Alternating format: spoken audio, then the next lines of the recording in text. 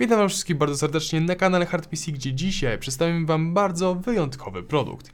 Jest to klawiatura w formie 60%, która jest jednocześnie bezprzewodowa, a także mechaniczna, posiada przełączniki niskoprofilowe. Panie i panowie, zapraszam was do prezentacji Cooler Mastera SK621. Zanim przejdziemy do tego materiału, bardzo ważna informacja. Otóż na stronie HardPC oczywiście będzie odbywał się Black Friday i podczas niego chociażby tę klawiaturę, czyli Cooler Mastera SK621 możecie dorwać znacznie taniej, ponieważ z 700 zł cena drastycznie spada aż do 500 zł.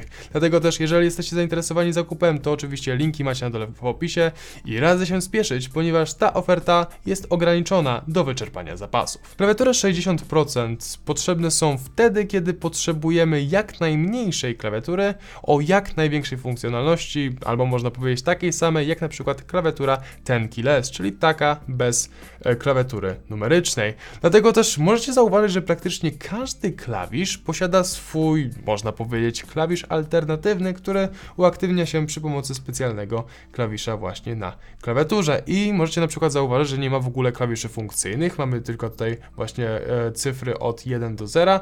Jeżeli chcemy wywołać właśnie klawisze funkcyjne od F1 do F12, musimy właśnie wtedy użyć klawisza specjalnego. Widzę, że pod jedynką jest F1, więc może wcisnąć specjalny przycisk, klikam wtedy jedynkę i wtedy się wywołuje klawisz F1. Bardzo proste. Oczywiście nie jest to aż tak wygodne jak w przypadku większych klawiatur, no ale to jest właśnie zastosowanie tej klawiatury, że ona ma być jak najmniejsza, a jednocześnie posiadać dokładnie tę samą funkcjonalność. Dlatego też, jeżeli na przykład chciałbym zrobić print screena, to po prostu biorę specjalny klawisz, klikam sobie U, no i sobie robię po prostu screena tego, co mam na ekranie. Na tle konkurencji SK621 wyróżnia się tym, że posiadamy dedykowane strzałki i tam, gdzie zawsze po prostu posiadamy klawisze, które mają jak najbardziej zwiększać funkcjonalność, chociażby przy programach do pisania, tak tutaj mamy właśnie dedykowane strzałki, więc można powiedzieć, że SK621 jest bardziej targetowany właśnie dla graczy i trzeba tutaj powiedzieć o jednej bardzo ważnej rzeczy.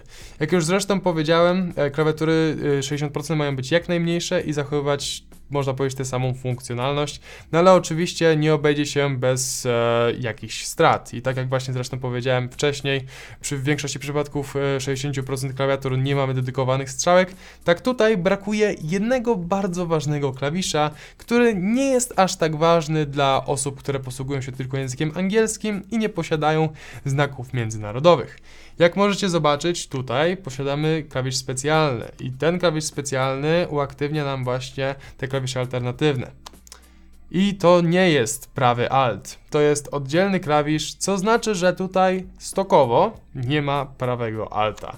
Dlatego też nie jesteście w stanie po podłączeniu właśnie klawiatury i nie wgraniu oprogramowania, o którym zaraz powiem, robić po prostu polskich znaków, ponieważ nie ma tutaj prawego Alta. Jest to coś, o czym warto po prostu wspomnieć. Ale warto też wspomnieć o tym, że oczywiście tego prawego Alta możecie sobie w bardzo prosty sposób przypisać, ponieważ ta klawiatura jest jak najbardziej w pełni programowalna przy pomocy oprogramowania Cooler Master. Wciskając klawisz specjalny oczywiście mamy dostęp do naszych klawiszy funkcyjnych, multimedialnych, a także rzędu od F1 do F12, ale oczywiście mamy także wiele klawiszy specjalnych, można powiedzieć, klawisz specjalny klawiszami specjalnymi, oczywiście masło maślane. Otóż jeżeli będziemy wybierać poszczególne kombinacje klawiszy alternatywnych, to mogą one także wprowadzać różne zmiany na samej klawiaturze. Jak możecie na przykład zobaczyć litery ZXC, jeżeli wciśniemy właśnie klawisz specjalny i któryś z tych klawiszy, to wtedy będziemy mogli się przełączać między trzema urządzeniami podłączonymi pod Bluetooth. Dalej mamy oczywiście także klawisze P1, 2, 3 i 4. To są aktualne presety, które możecie nakładać na swoją klawiaturę, dzięki czemu chociażby pod, powiedzmy, P1 mamy normalną klawiaturę, a jeżeli sobie wybierzemy P2, to mamy, nie wiem, klawiaturę, która ma makro do World of Warcraft albo coś w tym stylu. Jeżeli chodzi o inne specjalne klawisze, to oczywiście mamy tutaj takie, które sterują podświetleniem, sterują z jasnością, typem podświetlenia, a także mamy dwa klawisze, które są w stanie uaktywniać także specjalne zestawy makro, które także oczywiście możemy stworzyć właśnie w programie Cooler Master Portal.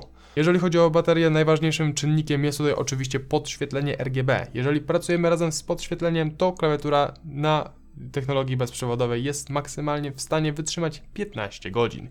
Natomiast jeżeli to podświetlenie wyłączymy i nie będziemy w ogóle włączać, to wtedy na jednym ładowaniu według producenta ta klawiatura ma szansę wytrzymać od 4 do 5 miesięcy. Jeżeli chodzi o samo wykonanie, trzeba przyznać, że jest to już wykonanie klasy premium. Mamy oczywiście tutaj konstrukcję metalową.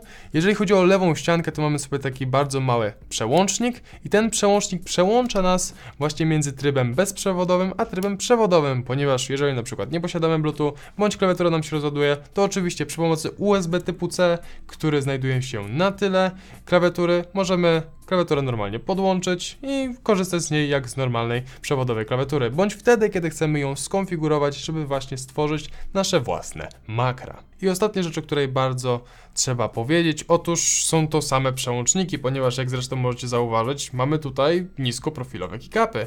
Jest to spowodowane tym, że ta klawiatura także posiada niskoprofilowe przełączniki i są to Cherry MX Red, tyle że właśnie w wersji niskoprofilowej. Przez około 3 lata korzystałem z klawiatury mechanicznej Cupad MK50, która właśnie posiadała przełączniki Cherry MX Red. Było to chwilę temu, ale dobrze pamiętam to, jak te przełączniki klikały i muszę tutaj szczerze przyznać, że te przełączniki, czyli właśnie Cherry MX Red Low Profile, w żadnym razie nie przypominają tego, co właśnie było w standardowych Cherry MX Redach, ponieważ są one cichsze i są lżejsze, właśnie te w SK621 i osobiście one bardziej mi się podobają od tych, które właśnie miałem wtedy w tym Cupadzie, ponieważ klika się to naprawdę fajnie, jest właśnie taki feeling zbliżony, można powiedzieć, coś w stylu do starych laptopów, co jak najbardziej mi odpowiada. I to tyle, jeżeli chodzi o SK621. Jeżeli jesteście zainteresowani zakupem, to oczywiście czekajcie na Black Friday, ponieważ będziecie w stanie kupić ją nową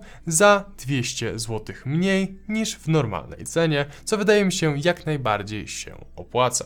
Tymczasem ja się z wami żegnam, widzimy się przy okazji kolejnych odcinków. Trzymajcie się i na razie.